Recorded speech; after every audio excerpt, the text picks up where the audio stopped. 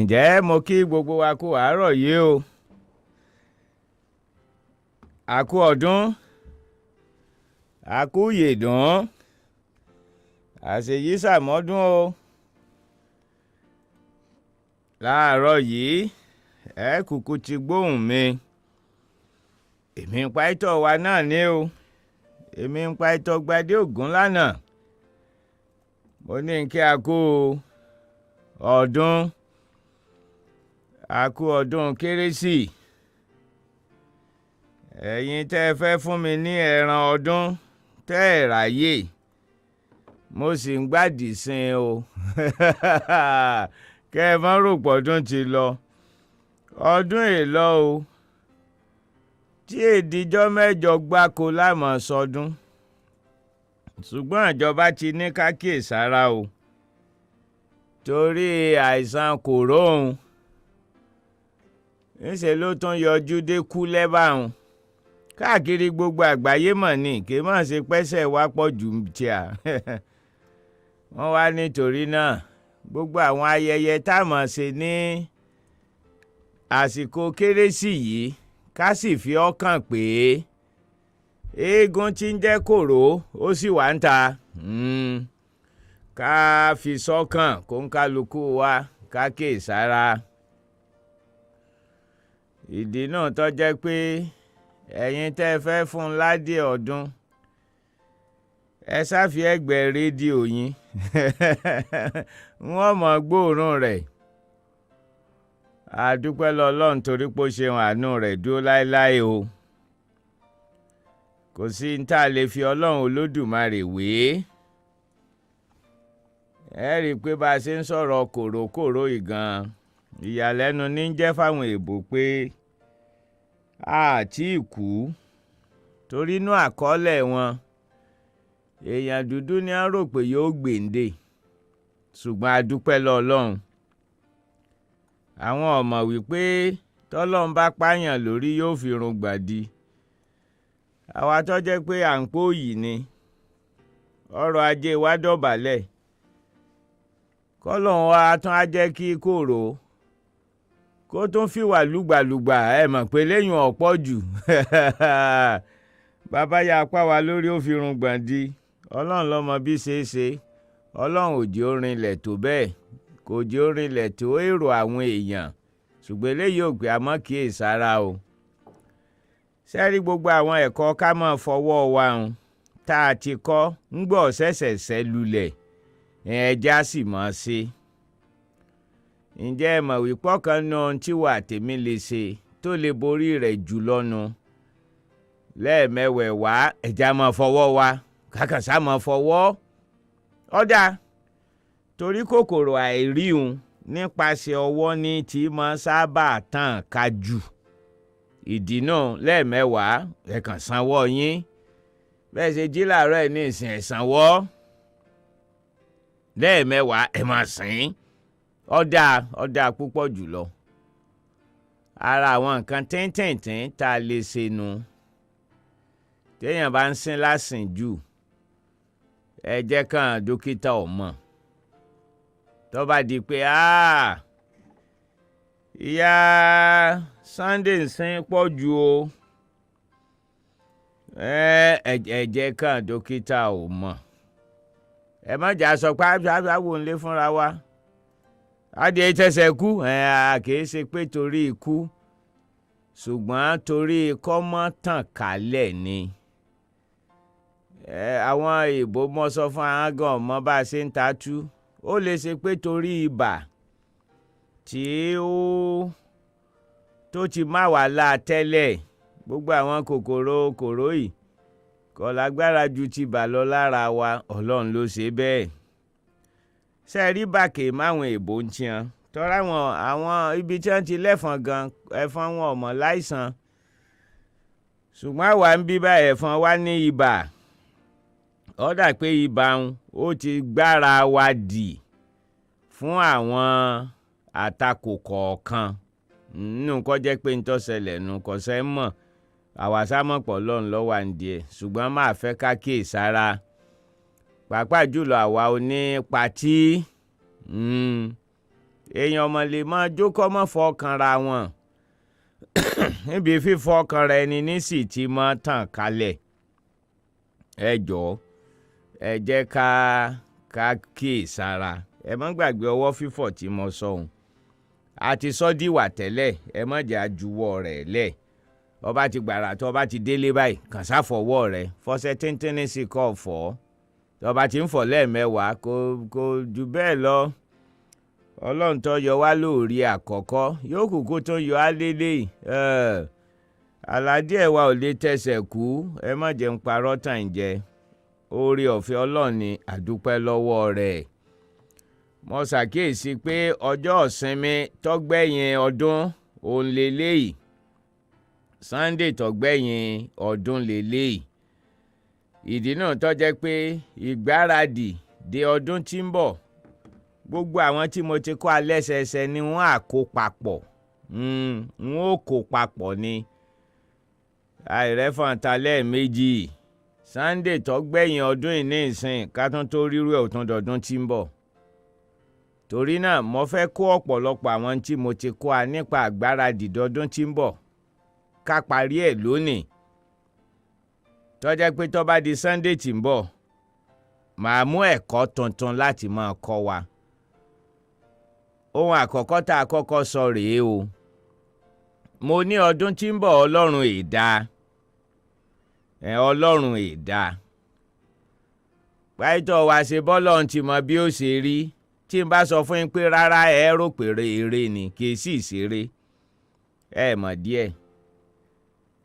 èmi ọmọ tí wọ́n ní lọ́kàn ìwọ ọmọ tèmi ní lọ́kàn. ọlọ́run náà mọ̀ lè mọ tá a sì. n tá a bá sì ṣe ní ọ̀sọ̀ bọ́dún tí ń bọ̀ ṣe rí. èyí ni pé torí wípé àti mọ̀ntẹ́nì kọ̀ọ̀kan wa ó ṣe a lè tí ìsọbọ́dún tí ń bọ̀ ṣe rí. Paito Wa ṣe bọ́lọ̀ ti mọ́ ṣàkọọ́lẹ̀ gbogbo rẹ̀ irọ́. ìdí tó ṣe fún wa lóore ọ̀fẹ́ inú ẹ jẹ́ ń sọ àṣírí kan fún wa.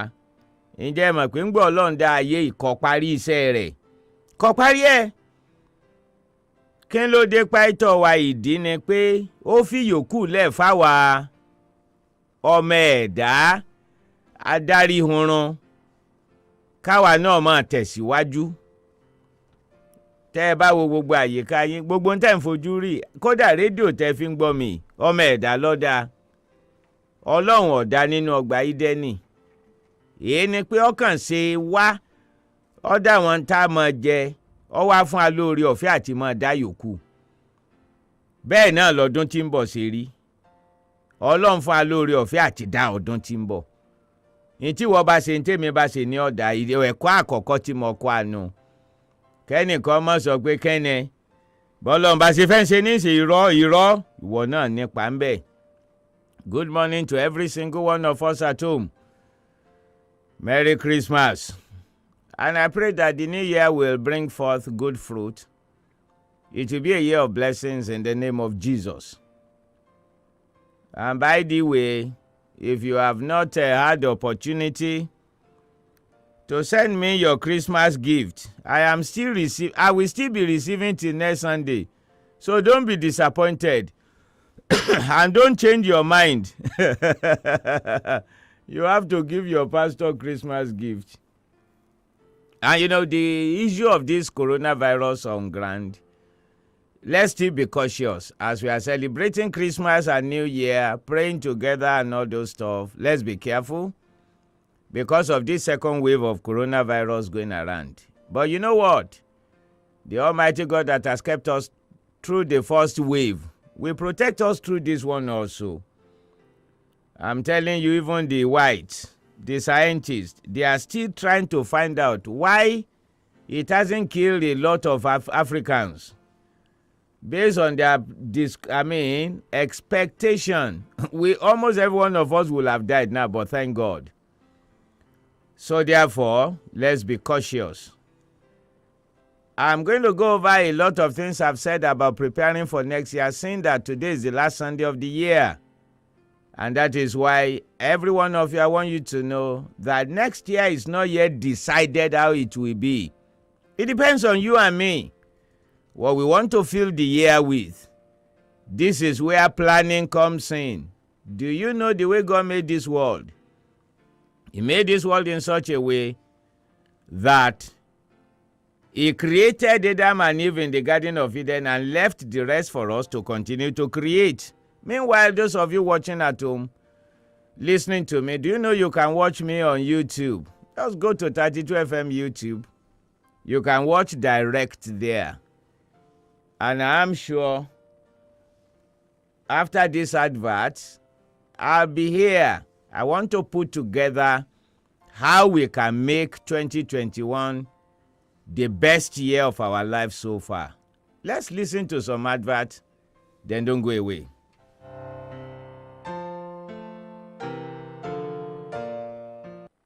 Paito FM 94.9 ìkànnì tẹ́gbẹ̀ẹ́ jí sòrò ẹ̀.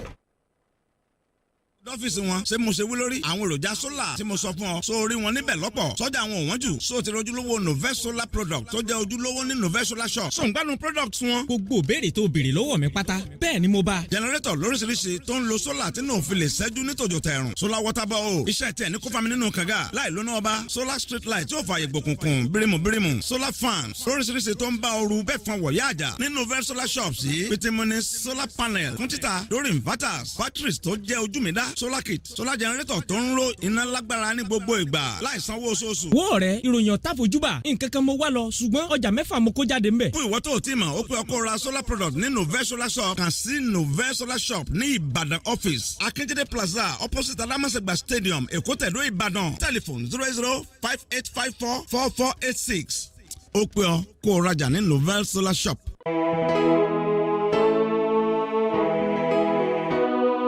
tí wọ́n bá lo ráyéwá nítorí pé o lówó lọ́wọ́ tí wọ́n bá ń tàn ọ́ pọ̀ ráyéwá nítorí dúkìá tó pọ̀ tó ní ọkàn ò tí ì balẹ̀ pọ̀ ráyéwá àlàáfíà lògùn ọrọ̀ ṣáájú ara rẹ o ìlera sílẹ̀ mí gígùn gbogbo àrùn tí ń ṣe ẹ̀dá láyé náà kọ́ láyé fi ń ṣe ni bí dọ̀tí bá pọ̀ lára tí gbogbo ẹ́ńjìnì tásẹ̀dá dá bá ṣe bẹ́ẹ̀ tó kọsẹ́ má fòyà tó bá ṣe bí ẹni rárá tára rẹ ò ṣe déédéé pinnu ló kan àyà ara rẹ o Ventolin cleanser ní kò sẹ́mu agbanugbade fọgẹ̀dẹ̀gẹ̀dẹ̀ ara dànù Ventolin jagunlabi panko pè ọ̀rẹ́ ara tọmọdé tàgbà tọkùnrin tóbìnrin ló lè lò ọ̀sọ́kùnrin sóbìnrin dò pépé Ventolin cleanser atẹ́jẹsẹ̀ maradan bíi kóròsìn Ventolin cleanser kìkìdé gbòógì tí ò lọ́tínú la fi ṣe ó ti wà káàkiri ilé ìtajà ògùn jákèjádò ilẹ̀ Nàìjíríà a sì ń wá alágbàtà fún Ventolin cleanser pé nọ́mbà kò demand 08034051533 08034051533 iléeṣẹ́ ẹ̀mí wọn naturalist care ló ṣe Ventolin cleanser òun láyé tún lò.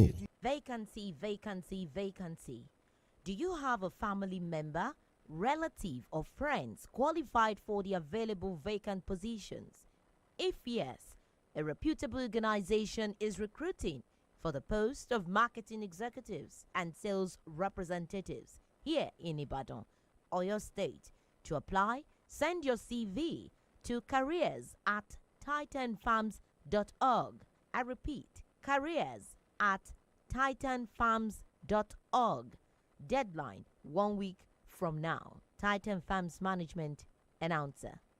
Paito FM 94.9 ìkànnì tẹ́gbẹ̀ẹ́ jí sòrò ẹ̀. Yeah, welcome back. This morning, let's go small, little by little, how to prepare for 2021. Number one, savings.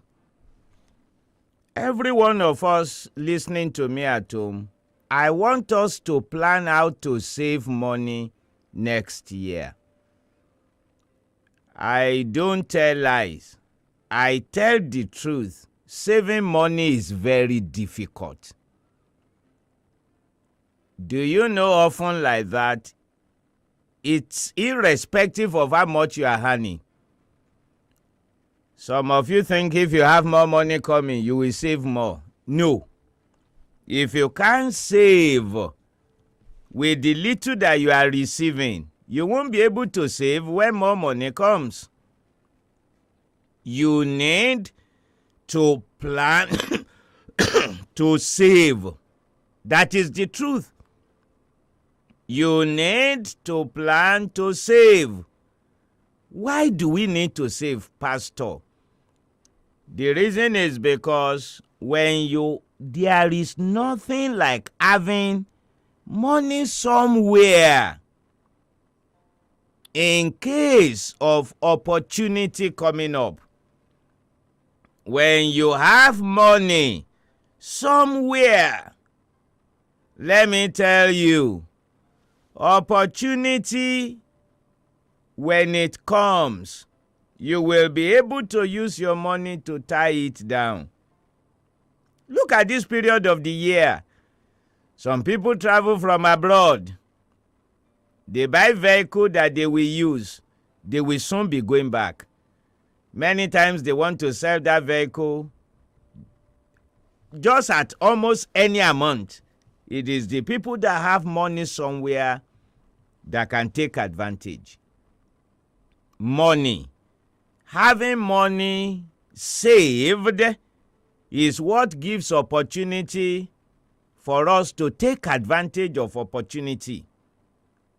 We need to have savings. There are a lot of you Christians listening to me. You are proud that you are a disciplined person because you are not using hearing.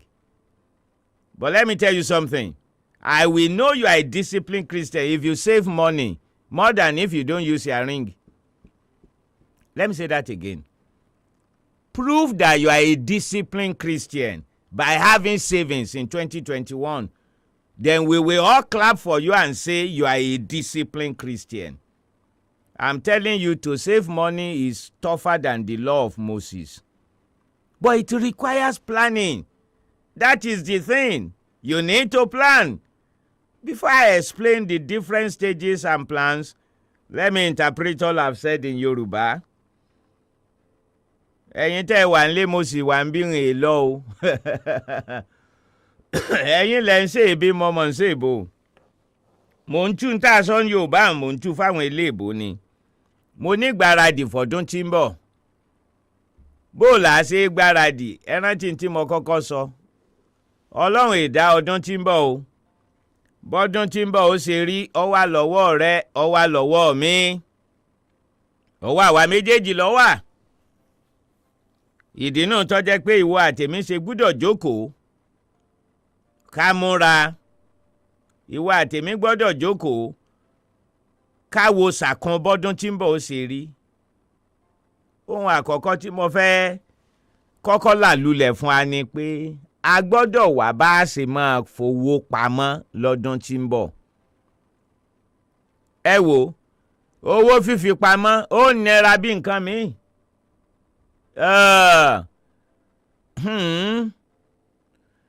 Ṣé ẹ mọ̀ pé òfin Mósè le? Òfin ìfowópamọ́ le jòfin Mósè lọ.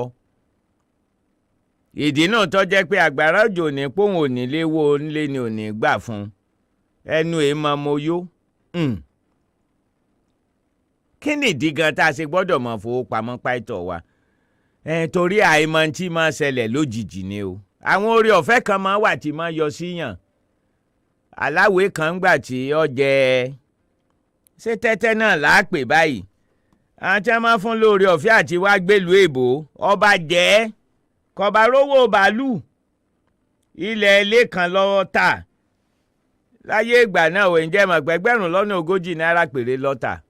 Ńgbọ́ jẹ́ pé ìwé ìgbélù tó jẹ ó ti fẹ́ lukudéètì mọ́ lọ. Kò sì rówó. Ẹnìkan tó lówó ń pamọ́ lọ́jà ládùn ilẹ̀. Pílọ́ọ̀tì ilẹ̀ kan lórí pílọ́ọ̀tì ilẹ̀ kan. Èyí ni pé owó tó ní nípamọ́ lójú ọjà ládùn rú orí ọ̀fẹ́ bẹ́ẹ̀. Tí wà àtèmi náà tá a bá ní ìfowópamọ́ ń bì kan, àwa náà lè jà ládùn rú orí ọ̀fẹ́ bẹ́ẹ̀. Ìdí tá a ṣe gbọ́dọ̀ ní ìfowópamọ́ nù. Paito Wa, iṣẹ́ òòjọ́ lèmi ń ṣe. Tẹ́ntẹ́ntẹ́n lówó tí ń wọlé, orí wa gan màá ti bẹ̀rẹ̀. Ìyá Sènàbù ẹlẹ́wà. Àǹtí Yẹ́nsí tí ń tata. Deborah elépo. Ìyá Ìyábọ̀ òǹgàrí. Ọ̀yá ìyá Súnà tí ń tàgbó ọmọ. àwa náà gbọ́dọ̀ máa fowó pamọ́ bó tẹ̀ jẹ́ pé owó tásọ́rẹ́ ní wọlé oògùn rẹ̀ wàá rèé o alájọ lògùn ẹ̀ a gbọ́dọ̀ wà lájọ tá a máa dáwó òjọ̀ fún ayé ń lọ à ń tọ̀ nígbà arúgbó ìwà ń kéke èdè tí mo fọhùn yóò ti yéèyàn tó bá ti dọjọ́ ajé báyìí ẹ̀ kàn bọ̀ sáàrin ìjà ni bàbá alájọ kan ti tẹ̀ mọ́ kọjá ń bí ń kọ́ná ṣùgbọ́n ní ìsìn wọ́n lékè ti dáyé àṣà dápòmù èèyàn ọ̀kan lè rẹ́ nìkan ní ìsìn ọkàn hàn bá ń kó opó yẹn náà lálájọ tó mọ̀ lò ìwádìí ó ti di ká mọ̀ wádìí èèyàn dáadáa báyìí ṣebí láyé ìjọ téèyàn bá ra ọba lọ ṣẹ́gi lóko báyìí etí ọ̀nà ló gbé kà ó lè wò sùkà rẹ kó o fi lé o fi bà á lélẹ̀ bẹ́gbẹ̀lẹ́gbẹ̀ èèyàn kọjá ń bẹ̀ wọn ò ní fọ́ọ̀kàn kódà kó ṣe ẹ̀ka ọ̀gẹ̀dẹ̀ àgbagbà tó ti fẹ́ wọ ìyá rẹ̀ lọ́rùn ló gbé ilẹ̀ ẹnìkan ká fọ́ọ̀kàn tí wọ́n bá ti ráàlì lórí ẹ̀ ó ti tán ṣùgbọ́n ní ìsìn ayé ti yí padà o olùwàrẹ̀ ọlọ́ra fóònù mọ́kọ́lá ọwọ́ a máa gba Agodi kọjá lọ ká ẹ tiẹ̀ jà pé ọmọ gba géètì kọjá lọ ọwọ́ àfi ẹ̀gbẹ́ ọ̀nà ọba àlèlé àwọn tí ó jí lọ àti wà tá a lè tọ́ọ̀bà lè gan tọ́ọ̀bà sọ́ra ayé ti yí padà ìdí náà tó yẹ pé mọ́kàn sọ pé alájọ wádìí ẹ̀ bó la ṣe wádìí alájọ àwọn wo ni wọ́n ti ń dájọ́ lọ́dọ̀ rẹ̀ pàápàá tí wọ́n ti ń dájọ́ tó ti tó bí ọdún kan gbogbo rẹ̀ ìní a gbọ́dọ̀ ṣèwádìí dáadáa gbogbo ẹ̀ la gbọ́dọ̀ ṣèwádìí dáadáa kó o lè mọ̀ bóyá èèyàn ni tí èsè eégún ṣe ra wa tó jẹ́ pé iṣẹ́ òòjọ́ là ń ṣe tá a bá dágbọ́n àjọ òòjọ́ àti ní kòjọ nira gbogbo ẹ̀yin tẹ́ ẹ ti rò pé bóyá wọ́n ń ṣe yín ni torí mọ́ mẹ́yìn èèyàn mi ṣe bẹ́ẹ̀ yín ni gbogbo èèyàn náà ni máa ń ṣe yín irọ́ farabalẹ̀ jẹ́ ń bọ́ wo béèyàn ṣe pín lánàá ayé èèyàn ọba tẹ́tí sí mi dáadáa kò sí ká lọ kábọ̀ ná ọdún tí ń bọ̀ ó di dandan kọ́ dáadáa ní bẹ́nu abídí ní ọkọ̀ fún ọ. àjọ olójoojúmọ́ lóògùn rẹ o gbogbo ẹ̀yin tẹ́ ń gọ̀ kadà Ahmedi oní bíríkìlà àtúlé òun káfíńtà ọ̀gá Muyideen ó mọ kálíkì gbogbo wa pátápátá àti ọ̀gá wẹ́dà mo ní wẹ́dà kan ní ológun ẹrú ń bẹ̀ wọn àgbàlagbà mọ̀ níyàn wọ́n sì tún ṣe run orí kò bẹ́ẹ̀ bàbá ọ̀fẹ́ dàgbà mọ́ tí bàbá bá gbégun run orí kò sórí báyìí ọmọ ọdún 17 lẹ́ pé bàbá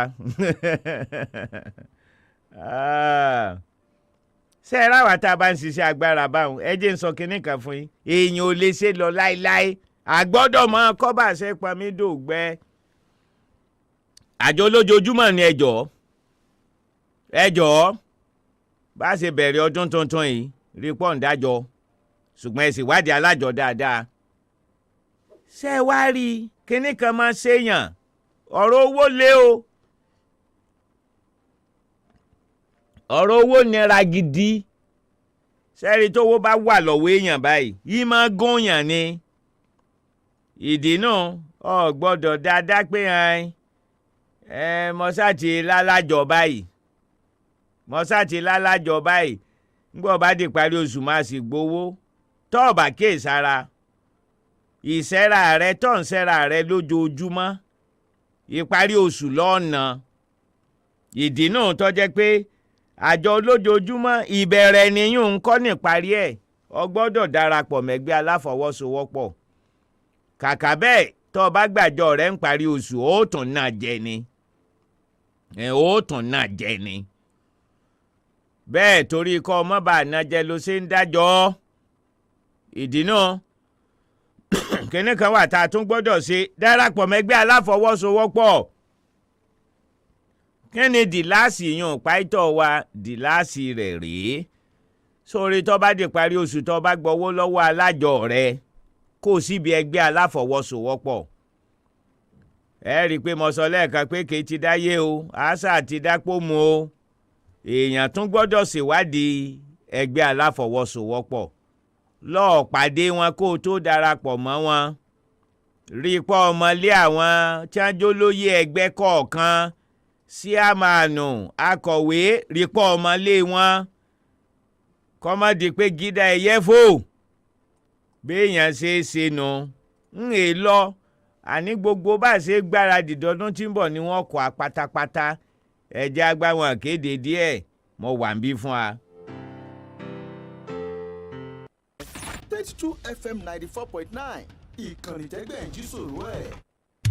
ọ̀rẹ́ so ti dọ́fíìsì wọn ṣé mo ṣe wí lórí àwọn èròjà sólà tí mo sọ fún ọ so rí wọn níbẹ̀ lọ́pọ̀ sọ́jà àwọn òwọ́n jù so ti rojúlówó Novell solar product tó jẹ́ ojúlówó ní Novell solar shop so ń gbádùn product wọn. gbogbo béèrè tó béèrè lọ́wọ́ mi pátá bẹ́ẹ̀ ni mo bá. jẹnẹrétọ̀ lóríṣiríṣi tó ń lo sólà tí náà fi lè ṣẹ́jú ní tòjò tẹ̀rùn solar water ball iṣẹ́ tiẹ̀ ní kó fami nínú kànga láì lóná ọba solar street light tí ó fààyè gbòkùnkùn bírímù solar fans lóríṣiríṣi tó ń bá ooru bẹ́ẹ̀ fan wọ̀yá àjà ní Novell solar shops yìí pitimuni solar panel fún títà lórí inverters batteries tó jẹ́ ojú mi dá solar kit solar generator tó ń ro iná lágbára ní gbogbo ìgbà láì sanwó oṣooṣù. wo ọ̀rẹ́ ìròyìn ọ̀tá fojúbà nǹkan kan mo wá lọ ṣùgbọ́n ọjà mẹ́fà mo kó jáde ńbẹ̀. fún ìwọ tó o ti mọ̀ ó pé ọkọ ra solar product ní Novell solar shop kàn sí Novell solar shop ní Ìbàdàn office Akíndélé plaza opposite Alámọ̀sẹ̀gbà stadium Èkó tẹ̀dó Ìbàdàn telephone 08058544486 ó pé ọ kó o rajà ní Novell solar shop.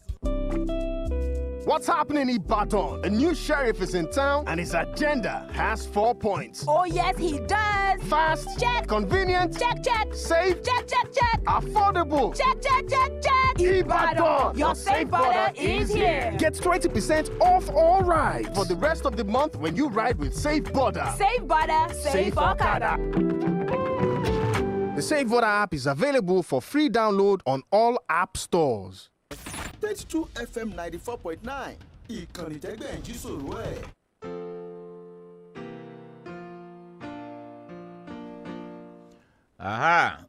ẹ káàbọ̀ orí ẹgbẹ́ aláfọwọ́sowọ́pọ̀ ládé báyìí mo ní ẹ ṣèwádìí wọn dáadáa kéèyàn ó lè mọ̀ ṣé ẹ rí lọ́pọ̀ ẹgbẹ́ aláfọwọ́sowọ́pọ̀ ẹgbẹ́ àdúgbò ni mo sábà jẹ́ èèyàn á máa mọra wọn dáadáa ìdí náà lọ́mọlé àwọn olóyè kọ̀ọ̀kan bẹ̀ darapọ̀ mọ́ wọn láì tẹ̀ tí darapọ̀ mọ́ wọn lọ pàdé wọn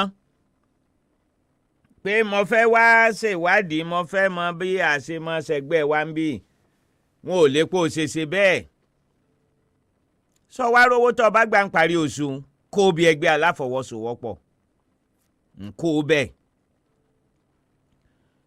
oṣooṣù tó bá ti ń gbàjọ olójoojúmọ́ máa kó bí ẹgbẹ́ aláfọwọ́sowọ́pọ̀ sẹ́rí ìdùn nǹkan kan wà tí máa dùn yàn nú pé èèyàn lè kówó èèyàn lè kákòjọ ìdùnnú gbáà ní máa jẹ́ fún yàn kéèyàn lákòjọ n ò mọ bí ṣe máa rí lára ẹ̀yin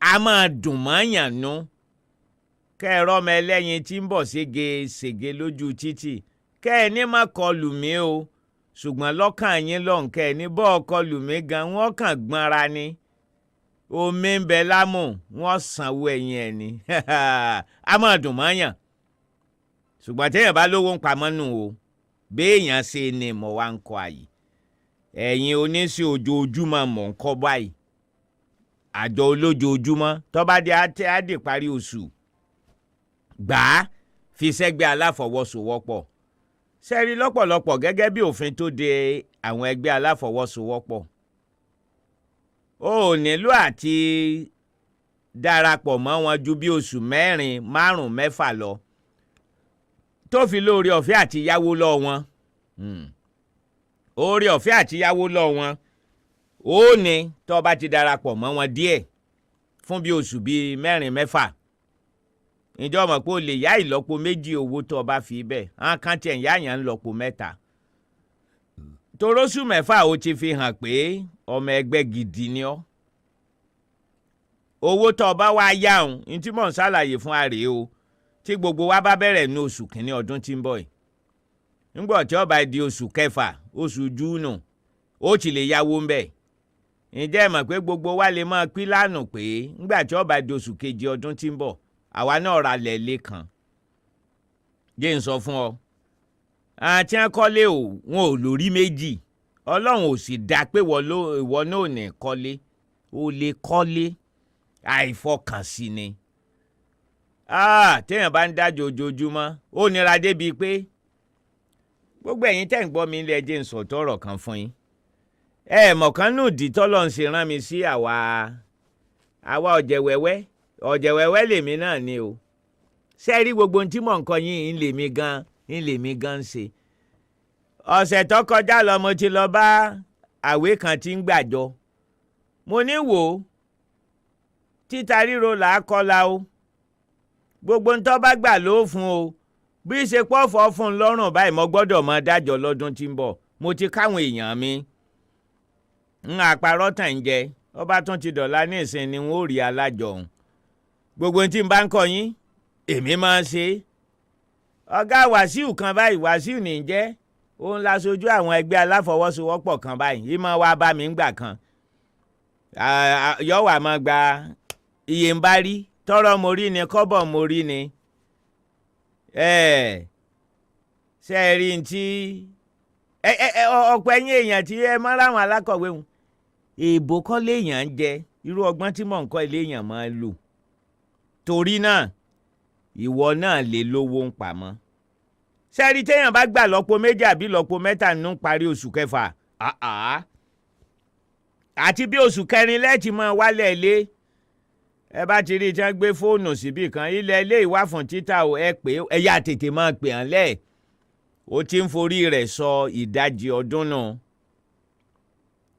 kẹ́ẹ̀sì àárí o owó rẹ̀ lè má lè ralẹ̀ ní Bódìjà o ó lè má lè ralẹ̀ lálùbọ̀sà o ó lè jẹ́ pé yóò fẹ́ bọ́ ẹ̀yìn àdúgbò lálùpọ̀n ìgbà mélòó ní ìlú fi ń tàn kálẹ̀ ní ìsìn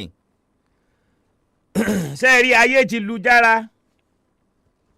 ìlú ń fẹ́ gidigidi ní ìsìn torí náà owó rẹ̀ lè má tó ralẹ̀ lẹ́kọ̀ọ́ ṣùgbọ́n ó níbi àwọn ó ti lè ralẹ̀ ní oṣù kẹfà oṣù keje nu lórí yùn rà ọwọ́ a máa ṣe lọ wẹ́rẹ́wẹ́rẹ́ ọmọ ìpòwó tó yálẹ́gbẹ́ aláfọwọ́sowọ́pọ̀ ọ̀sán padà ṣùgbọ́n gbọ́ bá ti ń dájọ́ ojoojúmọ́ kò ní pẹ́ tẹ̀ sàn kò ní pẹ́ bẹ́ẹ̀ lówó èlé tẹ́gbẹ́ aláfọwọ́sowọ́pọ̀ máa gbà ó tún kéré díẹ̀ wọn ò ní fẹ́ gbà ìyànjú ẹ lọ yáwó báńkì o torí báńkì ò lójú àánú o kọ́ má jẹ́ pé létí gbogbo ẹbí gbẹ́kẹ̀lé ilé lọ tà torí ó lè jẹ́ pé ńlọlúwa rẹ̀ ọ́ lọ tà tí èsàn gbèsè ṣùgbọ́n àwọn ẹgbẹ́ aláfọwọ́sowọ́pọ̀ yìí ọ̀nà kan gbòógì ni ní tí mo sọ fún ẹ jẹ́ ń sọ fáwọn eléèbò náà torí gbogbo wa la nílò rẹ̀ sẹ́ẹ̀tì lẹ́lòmíì kàn ní o àtòkùn tí wọ́n máa fi sọ́rùn kò lówó lápò òótọ́ ọ̀rọ̀ ni kò lówó lápò kódà ńgbà míì tírú wọn bá fáfọ́jú lówó wọn ó tún béèrè ṣéǹgì yóò bá mo kúkú sọ wọn ọ̀gbọ́ ọ̀yẹ́ ẹ̀jẹ̀ ń sọ fún àléèbò. You have to plan to save in the forthcoming year. If I tell you that it's easy, I'll be lying. It's not easy. But those of us that are having daily sales, it could be very tough. One of the reasons why it could be very tough is because the amount of money that comes to us daily can be very small. And it is easily spent. It takes a lot of discipline. It takes a lot of discipline. You have to discipline yourself very well before you can save money. But if you are a daily hunter, okada rider, or whatever, little money that comes every day, there are some people that collect daily contribution. Start that. Don't just start from anybody. Find out first. Find out whether there are reputable people who have been dealing with the same person for over a year. All those things are very important. Daily contribution. Do you know that if you are able to save money, there is an inspiration that comes? You will be happy. Keep saving, keep saving, keep saving, keep saving, keep saving.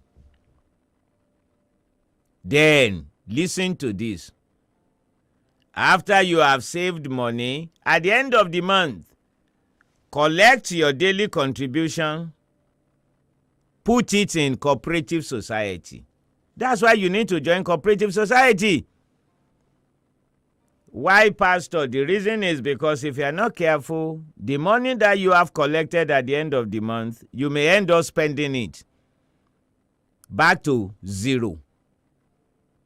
But that will not be wise. So collect it, put it in a cooperative society. Listen to this.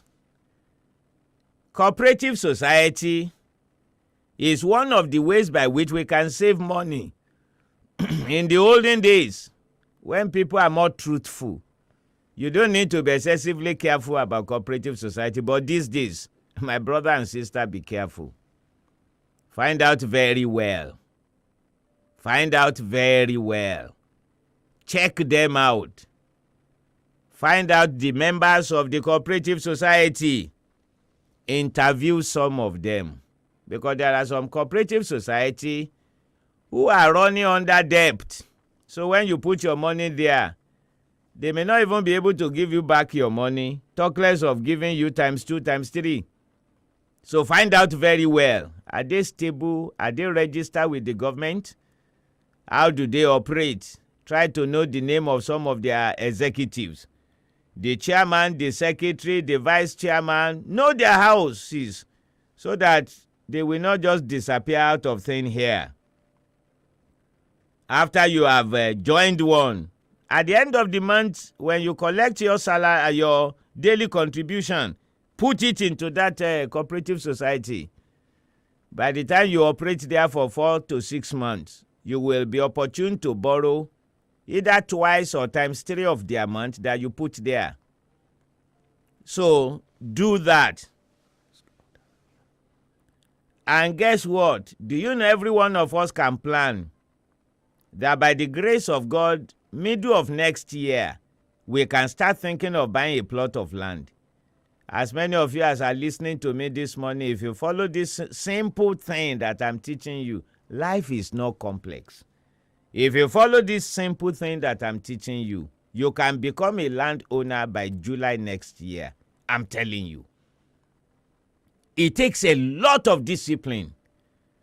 Some of you will say, I'm a disciplined Christian because of the way you dress. You are not using a ring, so you think you are a disciplined Christian. I will know you are more disciplined if you save money than if you are not using a ring. Why? Because it is tougher to save money continuously than not to use a ring. I'm telling you the truth. This is why, see, make sure that you constrain yourself. You discipline yourself. You force yourself.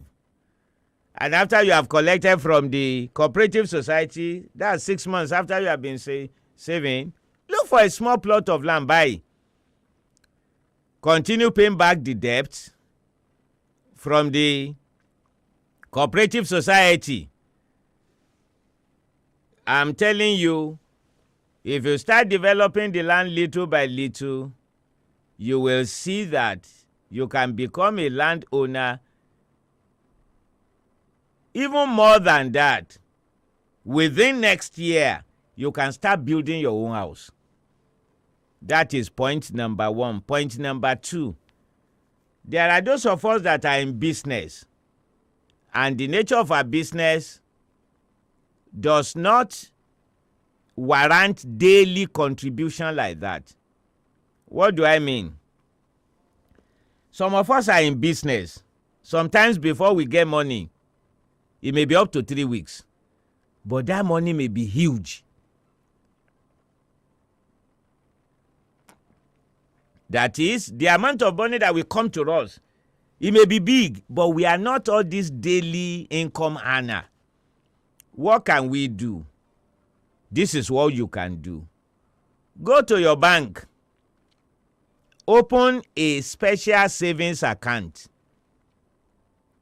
When you open an account in the bank, you can give a standing order and say, so bank, this particular savings account that I am opening, I will not be able to collect money from it until middle of the year or end of the year.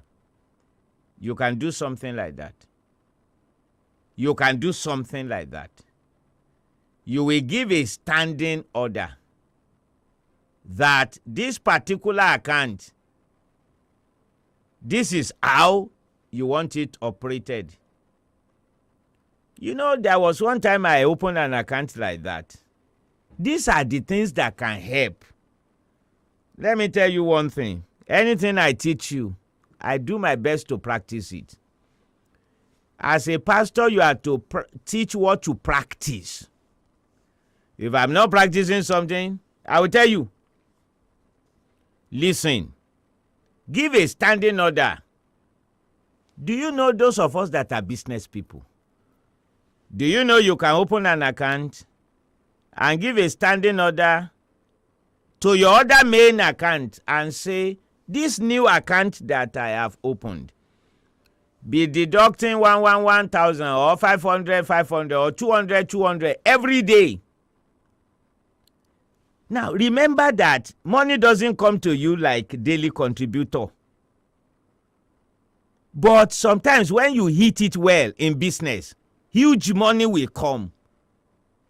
Do you know that immediately money comes to your account, the rate of 200 naira per day that you said they should be deducting, computer will calculate it, immediately remove it and put it in that other savings account. That's how you also can be contributing daily, even though money doesn't come to you daily. Once you put a standing order saying 2,000 every day, let it be entering to this savings account. Or point 1. Point number 2, I will not be able to collect money from it until the end of the year. Once you put those 2 orders, 2 standing orders there, that's all. What it means is this. It means that they will be removing money into that account and you won't be able to collect money out of it. That's how to save money. You may not put any money in that account for 15 days. On the 16 days, when some money enters your hand, immediately it enters that account, the bank will remove that 200 naira every day. You will remove it immediately and put it in that other account. Remember, you have already said you won't be able to have access to that account until the end of the year. That's how to have savings. Every one of us should operate based on what we know. Let me say it in Yoruba to Yoruba folks. Àwa tá ń gbọ́ mi o. Àwa tá máa ń ṣiṣẹ́ ní ilé-iṣẹ́ ìjọba, secretariat. Rí pa mọ́ láwọn àpò òwe kan pẹ̀lú báńkì. Ní la fi máa gbowó oṣù wa. Ní báwa ṣe wá ṣe lákòjọ bá sì lè lákòjọ rè. Ẹ mọ̀ pé àwọn oṣù ń ṣe òjò. Àkọ́kọ́ ná, mo lá lọ báńkì wa ń. A wá sọ fún wa pé ẹ bá ń ṣí àpò ìfowópamọ́ kan sí. Eléyàn mo fẹ́ máa fowópamọ́ bẹ́ẹ̀ ni o. Ẹ wá sọ fún báńkì náà, báńkì o. Ṣé ẹ rí ìfowópamọ́ tí mo fẹ́ lélẹ́yìí fún? N ò fẹ́ ní oore ọ̀fẹ́ àti gba owó níbẹ̀ jáde títí ọdún èkó lẹ́gbọ̀n. Títí ọdún èkó lẹ́gbọ̀n, n ò fẹ́ gba kọ́bọ̀ jáde ńbẹ̀. Ìdí náà tó jẹ́ pé tó bá sì ti sọ fún báńkì, kí lẹ́gùn wọn ṣe?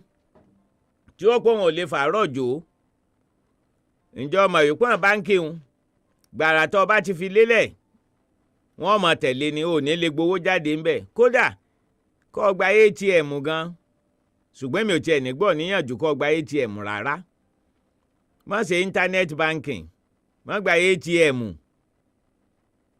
torí àpòwé eléyìí ìfowópamọ́sí nìkan ló ní fún ọ̀pọ̀lọpọ̀ wa mà sí rí i kéèyàn ní àpò kan tí ń fowó pamọ́ sí ǹjẹ́ mọ̀ pé ẹnìkan wá kọ́ aláìpẹ́ yìí gbogbo àwọn iléèwé tí mo ní wọn ó kúkú dálẹ̀ fún wa lọ́dún tí ń bọ̀ nù lágbára Ọlọ́run ẹnìkan tí ń ṣiṣẹ́ báńkì wá kọ́ a ó ní téèyàn bá ní àkáǹtì savings account àkáǹtì tó pé èèyàn kàn kówó jọ ọbẹ̀ ó ní téèyàn bá gbowó jáde rárá tó sùn èkó lẹ̀ ó ló níye tí ó lè sí ó lè lèmi mọ́ pọ̀n báńkì o ẹ má sọ fún wa o àṣewọ̀n èso lè àṣàwà láàmọ́ torí nígbà tá a bá ní savings account wọ́n tún máa yọ̀wó ni èmi àwa máa rò báyìí pé ṣé bí ẹni a máa fowó bẹ̀ pé yóò máa pọ̀ sí ni àṣàwà láàmójé ibẹ̀ àṣẹ tá a bá ń fowó bẹ̀ tá a fọ́ọ̀kàn rárá ni ó máa pọ̀ sí ṣùgbọ́n gbọ́ jẹ́ pé là ń lò bá a ṣe ń gbowó jáde náà là ń fowó bẹ̀ là ń gbowó jáde là ń fowó bẹ̀ ìní ṣe máa dín sí i ń téèyàn ọ̀bà mọ̀ ìmọ̀ fìyà jẹ́yàn ni o sọ́wárí tó o bá ti á fi lélẹ̀ pé ìfowópamọ́ eléyìí iye báyẹn máa yọ bẹ̀ lójoojúmọ́ ni àbí lọ́sọ̀ọ̀sẹ̀ ọ̀tán owó rẹ̀ tó wà nù àpò owó tó fi máa gbowó oṣù gbowó oṣù bá ti bọ́ bẹ́ẹ̀ gbàrà báyìí wọ́n ti yọ bẹ́ẹ̀ kó tó kàn ọ́ lọ ọgbọ́n táwa lè dànù ọgbọ́n kan tún wà ọgbọ́n tó tún wà ní pé ṣé ẹ rí àwa bíi mẹ́fà bíi méje tá a jọ ń ṣiṣẹ́ lọ́fíìsì kan náà a lè máa ṣe àjọ alágbèéká èyí ni pé gbogbo wa ọ́fíìsì kan náà la kú wà àwa márùn-ún àwa mẹ́fà ẹ̀já kóra jọ kájọ máa fi iye kan náà bẹ́ẹ̀ níparí oṣù kìí sọ́fíìsì nìkan náà láti lè ṣe gan ọkàn jẹ́ wípé ó nira díẹ̀ níbòmíì ni ìdí ni pé tó bá sọ́fíìsì kan náà lájọ ń ṣiṣẹ́ ẹnikẹ́ni ò ní sọ pé wọn ò mọ̀ ìsanwó oṣù wa ṣebí yóò hàn sí gbogbo wa tí wọ́n bá ti sanwó oṣù wa ó wá ṣe 2,000 3,000 5,000 àwọn tí wọ́n lómi láyà dáadáa wọ́n mọ̀ lè mọ̀ dá 1,50 ẹnì kọ̀ọ̀kan wọ́n á máa kó ní tíṣẹ̀ǹtẹ̀lé owó wọn a máa wúlò gidi o ẹlòmíì tó bá gba tiẹ̀ báyìí yóò rọ̀ ọ̀kadà yóò sì wẹ́ni tí ó máa gùn owó tí bá ń pa ń bí ọ̀kadà ní ìmọ̀ dá yòókù lọ ọgbọ́n ni sẹ́ẹ̀rí ń tágbàlagbà fi ń jẹ̀kọ́ abẹ́ ìwé lọ́wọ́ o téèyàn bá fọgbọ́n sí àti dáwó àti fowópamọ́ nira o ṣùgbọ́n àjọ onírotẹ́sàn tí mo sọ a máa ṣiṣẹ́ dáadáa mo sọ pé àwa tá a bá jọ ń ṣiṣẹ́ ń bì kan náà ó máa pè wá àwa tá a jọjọ́ máa jọ kan náà èèyàn náà máa pè wá nítorí wá ṣẹlẹ̀ ni pé torí gbogbo àmì wà tó bá wọ ọwọ́ ẹlòmíì ohun rẹ̀ ó ṣe ń gì ni o ó lè nílò ká fi lọ ẹni ó bá jẹ́ Paito Wa kó lè bá wa mójútó kọ́mọ̀dé pé bọ́dà Kọ́lé ọmọ tí a ń ṣe ségesège lẹ́yìn gbọ́gbàjọ tiẹ̀ tán kọ̀mọ̀ tí wà ṣọ́ọ̀ṣì láti jẹ́ 15 èrò o níta tí àwọn ìránṣẹ́ Ọlọ́run bá mọ̀ sí yóò tún dáa àwọn nǹkan tí mò ń sọ a máa ràn yàn lọ gidigidi ni a máa ràn yàn lọ gidi ẹ jẹ́ ń tú fún aléèbò ká tún tó mú ẹsẹ̀ kejì ọ̀rọ̀ wa o. There are sometimes that because of the nature of your own work you can't contribute daily. Maybe you are a salary earner. Open another bank account with your bank with a standing order. The money will be deducted from your salary account to this savings account either every day or every month or immediately your salary gets there. Do you know when you put a standing order with a bank like that, it works automatically. Immediately your salary enters your salary account, they will deduct that amount and put it in that savings account.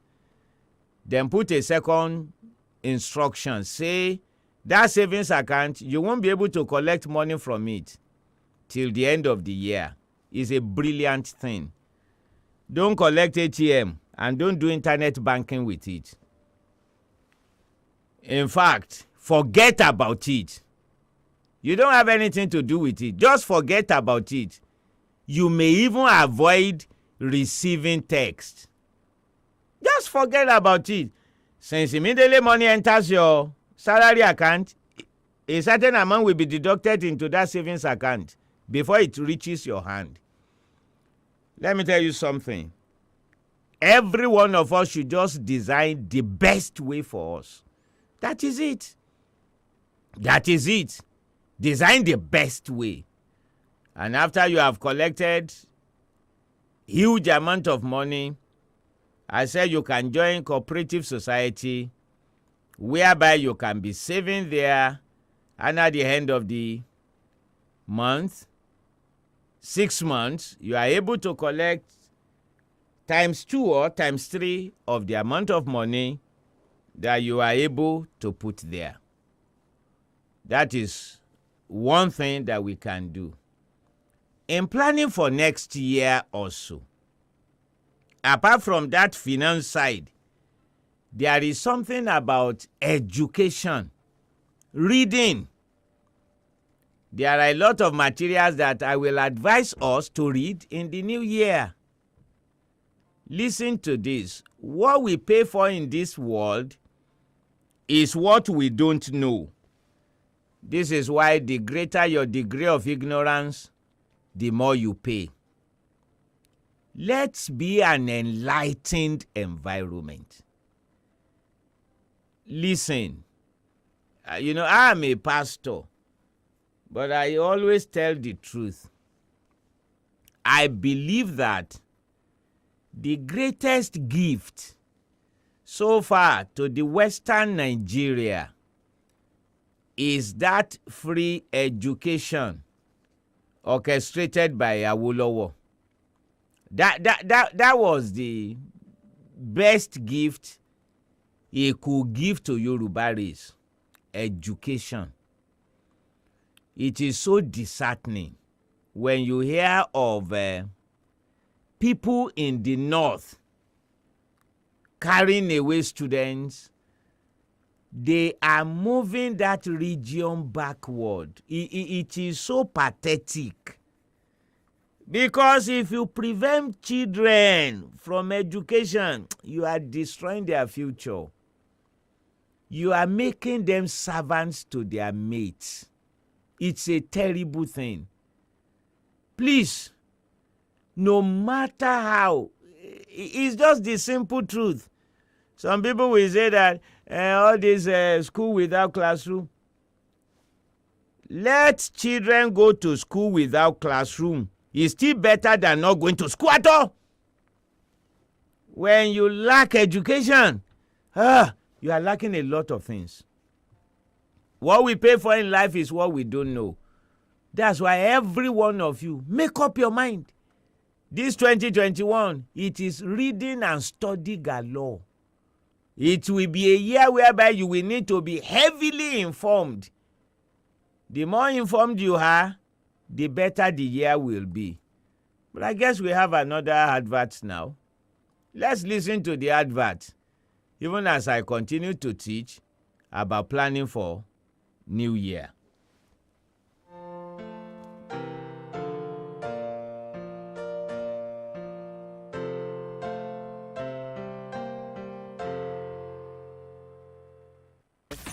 Paito FM 94.9 ìkànnì tẹ́gbẹ̀ẹ́ jí sòrò ẹ̀.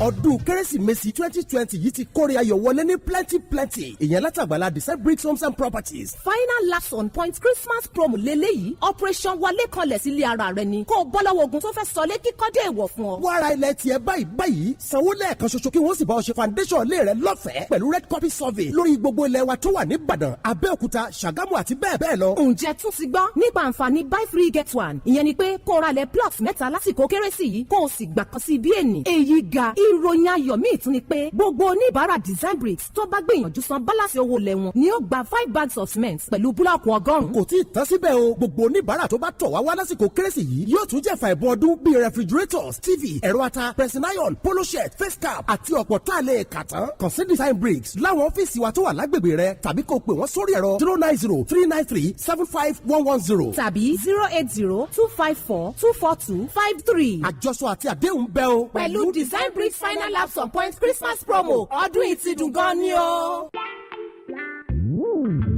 ìtẹ̀síwájú nínú ìmọ̀ ló ń gbéni dókè téńté láwùjọ. Federal Cooperative College Ìbàdàn ti tẹ́ pẹpẹ ẹ̀kọ́ fún olúkúlùkù láti wá gba tiẹ̀. ó ti pẹ́ tá a ti ṣàgbékalẹ̀ ilé ẹ̀kọ́ Federal Cooperative College tí àwọn akẹ́kọ̀ọ́ bẹ̀ sì ń ṣe dáadáa. bí ìpele ẹ̀kọ́ diploma ṣe wà ní National Diploma àti Higher National Diploma ń bẹ nínú àwọn ẹ̀kọ́ bíi Cooperative Economics and Management, Business Administration, Accounting, Marketing, Computer Science àti bẹ́ẹ̀ bẹ́ẹ̀ lọ. tó o bá sáà ti ní credit 5 nínú English, Maths, Biology tàbí Agric Science àti àwọn iṣẹ́ méjì míì ó kéré tán 2 sitting nínú ìdánwò WAEC, GCE, NECO tàbí NAPTEP á jẹ́ wípé ó ti perégedé láti ní admission sí Federal Cooperative College Ìbàdàn nìyẹn. ètò ìgbaniwọlé sí full time àti part time lọ lọ́wọ́lọ́wọ́. ìwọ sáà ti tètè lọ gba fọ́ọ̀mù tiẹ̀ lónìí ní Federal Cooperative College lẹ́gbẹ̀ẹ́ FAMIC Ẹlẹ́yẹlé Ìbàdàn 08038319232 tàbí 07038853407. Federal Cooperative College Ìbàdàn, ìgbésókè nínú ìmọ̀ ìwé.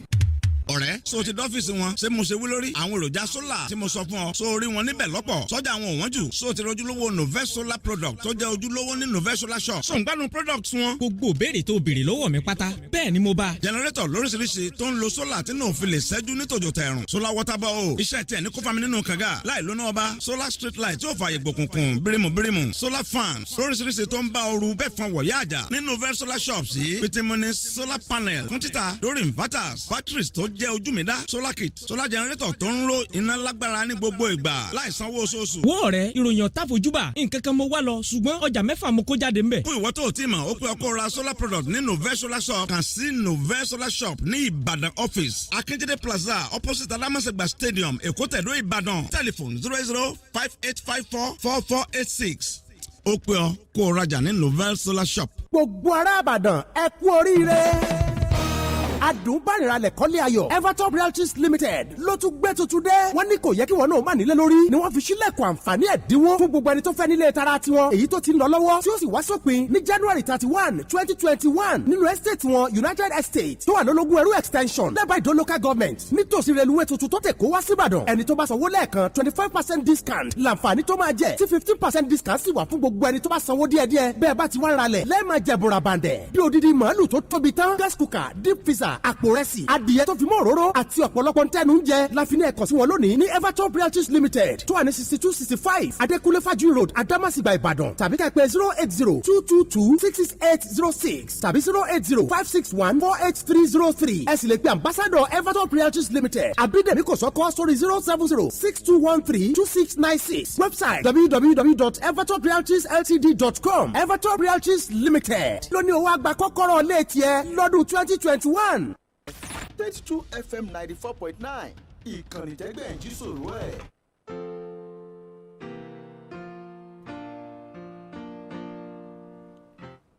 Yeah, we're welcome back. I understand that we are going to round up a little earlier this morning. So let me pack together a whole lot of what we have to say. Plan to read and educate yourself. Let me tell you something about this age. Every age has some significant things that is globally designed to move it ahead. Pastor, that's a complex grammar. Let me explain it.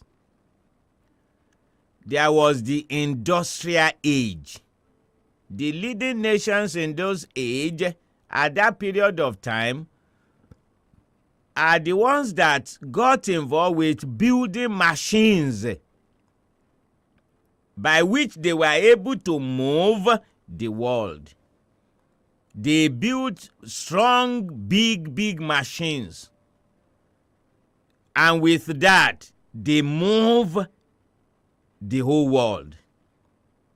That was the age. That age, industrial age. Do you know the age that we belong to now? It's the age of knowledge. Yeah. Moving the world now, advancing now, is a function of knowledge. Sincerely. The more you know in this dispensation, the more you will win. There is one book I read, and that book made a statement. I think the book talks about swimming with the sharks or something like that. The author said, this age is not the bigger that is swallowing the smaller. It is the faster that is swallowing the slower. That's intelligent. Your knowledge is what makes the world to tick now. You are a fashion designer. You are a pastor. You are a mechanic.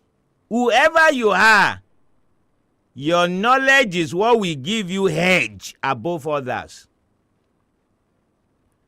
You are still operating unknown in a corner somewhere. Meanwhile, you can bring your operation to the internet. You need to understand how.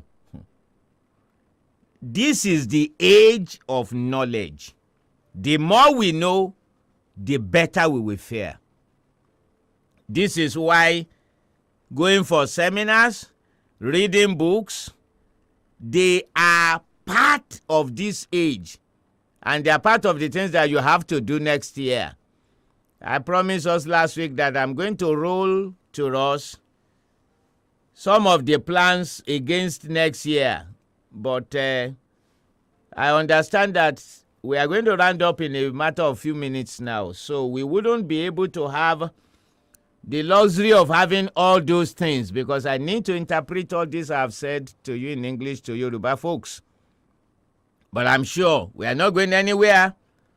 Next Sunday is 8 days time. I'll be able to go and explain to you some of the programs that I'm going to do to help us, because this is the age of knowledge.